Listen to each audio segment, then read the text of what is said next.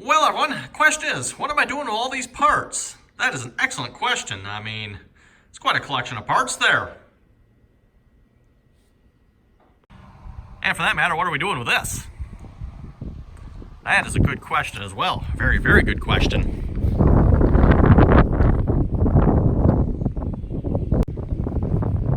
And then not to mention we got some clamp-on duals back here as well. What in the world would those be for now, I wonder?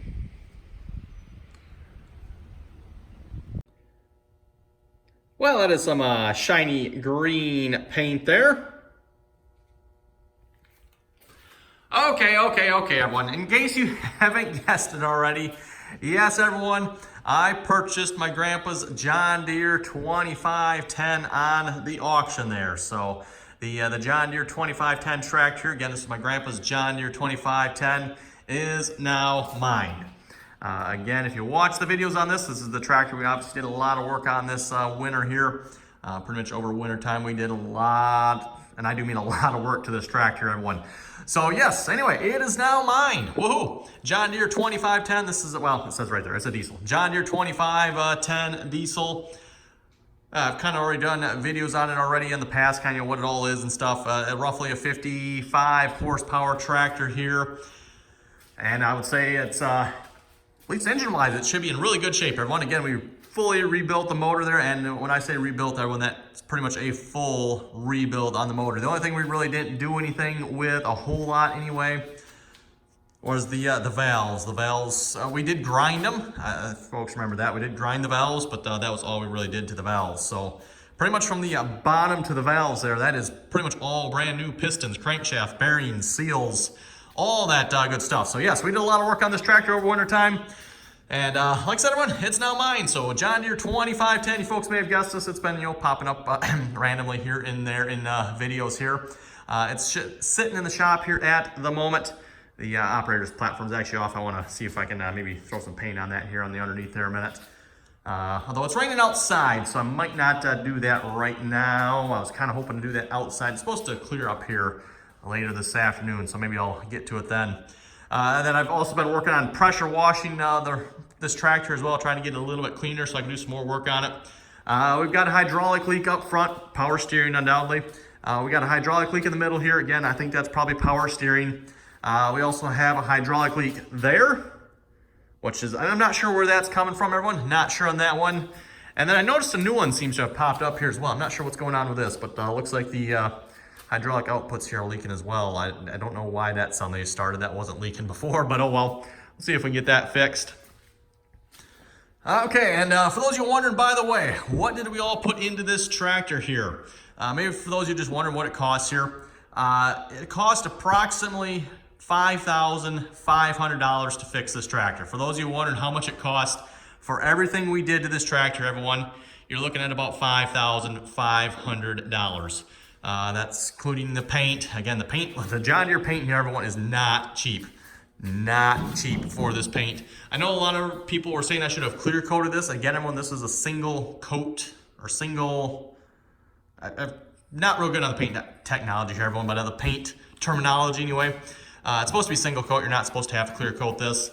It is acrylic urethane, I think, or something like that. So really good paint. So yeah, it's got a fresh coat of paint on most of the stuff. The engine did not get a fresh coat of paint. Probably should have done that when we had it out. That would have maybe kind of made that look a little bit nicer in there. But I don't have any intentions of painting inside there, for those of you wondering. Don't plan on doing that. Everything else, though, did get a really nice coat of paint. I mean, even if you look inside here, all that stuff inside there is painted as well. The inside of this, so it's not like we just painted the outside. The inside is painted as well. We didn't paint nothing back here, and I might do some of that here yet. We'll see once. If you notice the first part of the clip there, yes, I do have a quart. I think it's a quart of paint, right? Quart? Yeah, this should be a quart. I do have a quart of paint, so might paint some of that, though that quart of paint is kind of designated for something else. You folks have to wait and see once what that all goes towards. And then, a couple of the cost of the items that obviously kind of really made the price tag a little bit high on this tractor. Of course, the engine rebuild, that was the biggest cost right there. We also had the rear tires refilled, everyone. They now have rim guard instead of, I don't know, whatever they had in there before, they now got rim guard in them, so that should stop the rot on the tires and the rims there. Again, I don't remember which tire it was again, everyone, but one of these tires was really bad. I mean, really bad. So we kind of tried to fix that up, and then we got that crap out of there, and there's now rim guard inside of the tires, which essentially beet juice, and I think they maybe put something else in there with that as well. I don't think it's straight beet juice from my understanding, but essentially beet juice, they call it rim guard. Battery, that also is not cheap here, everyone. Originally this tractor is supposed to have 2 batteries, what do they call them, 30 series or something like that. I forget the exact name of them. They're supposed to go on either side of the operator's platform. They're underneath the platform. What my grandpa did is he built this box here, which if you recall in the videos, we completely rebuilt it because the old box was pretty much falling apart there. So we completely rebuilt that box, and there's just one single battery in here. And that single battery, by the way, has more cranking amps than both the 2 batteries that it's supposed to have. The batteries it's supposed to have are roughly 450 cranking amps to maybe 500, as high as 500, I guess, depending on which batteries you get, to my understanding. The ones that were in there, I think, were 450 each. This battery here has 950 cold cranking amps. And I think it's, maxed out at 1200 cranking amps or something, if it's not cold, depending on the temperature. Something like that. It's got some serious cranking power here, everyone. Again, it's an Odyssey battery. For those of you not familiar with Odyssey batteries, I've been using them for a while now. Really been happy with them. They last a long time. And with this battery, if you remember it, the alternator here on this tractor does not work. We killed this battery because of that alternator, and we haven't done nothing with that alternator yet. Got plans for it, don't worry, everyone.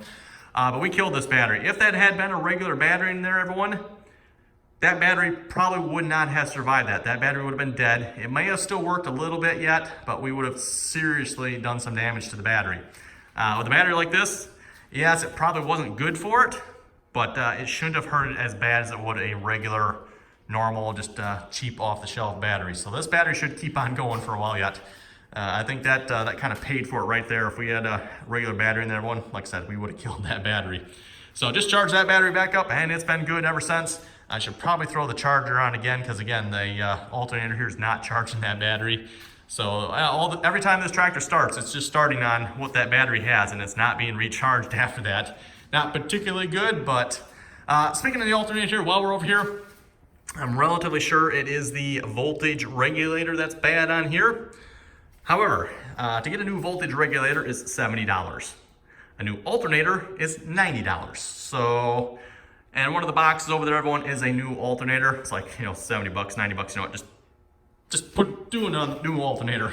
We're not gonna, worry about the $20 there, because if I am wrong and it's not the voltage regulator, then I've got, we got to get an alternator anyway.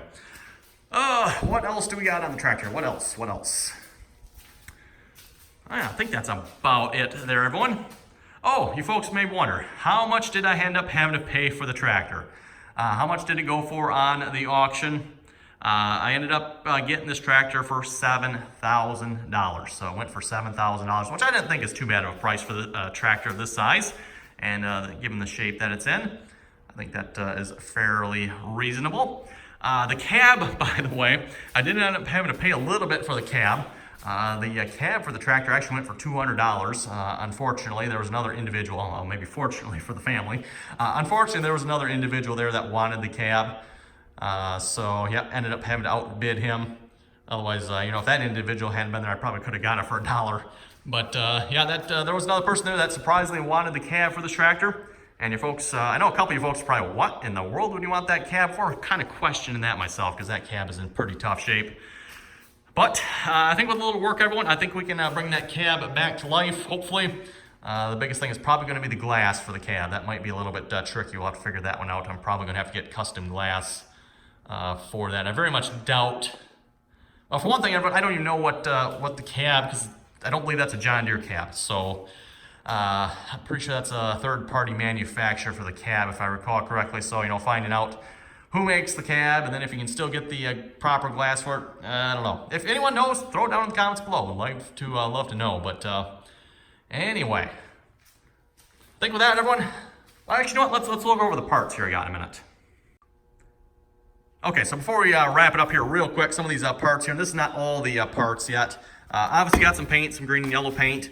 Back here I've got this is a fuel hose riser for the fuel tank there. The little riser on there, it's pretty much rotted out, no good, so we got a new one of those. I should have done that back when we had it off, but didn't have one and didn't take the time to go get one. We got a clutch return spring, so that's that.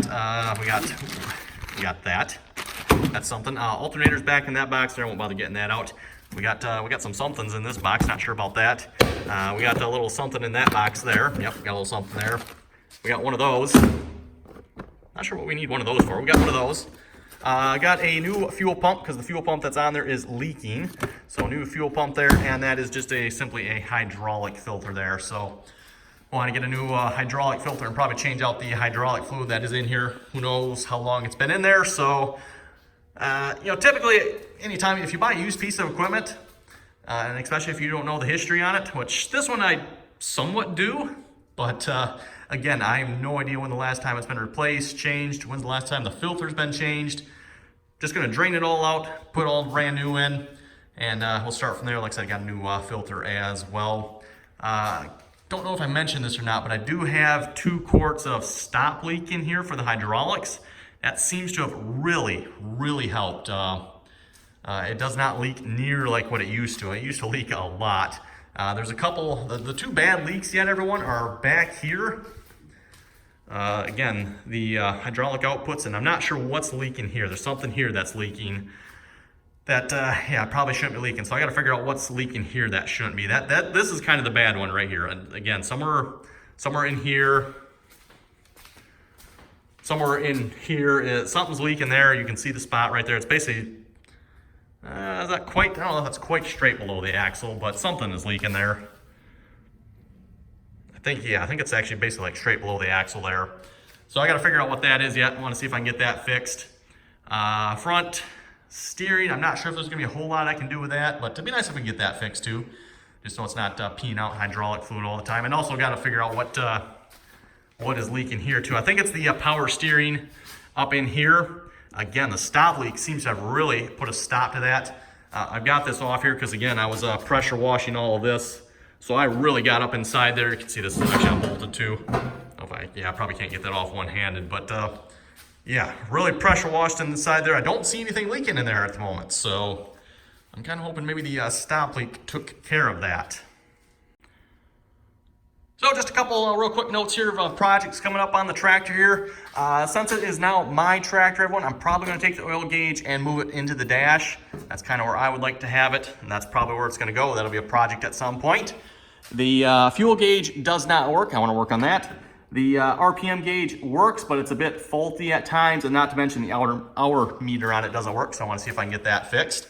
The fuel gauge, I'm going to have to figure out either it's a wiring problem up there where the gauge doesn't work, or maybe it's a problem on the tank. Maybe the sending unit don't work. Not sure which one. Either way, it's a relatively cheap fix. I think it's like 20 bucks for the gauge, and I think I'd like to say the sending unit was like 20 bucks too. So either one of those, we'll just figure out which one it is, or just get both of them, I guess, if we have to. Again, alternator, mentioned that already. What else do we got here? I want to get this all cleaned up yet if I can. Unfortunately, the pressure washer over there is on life support. Well, actually, you know what? We had to take it off life support. It died. Let's be frank about it, everyone. It's dead over there.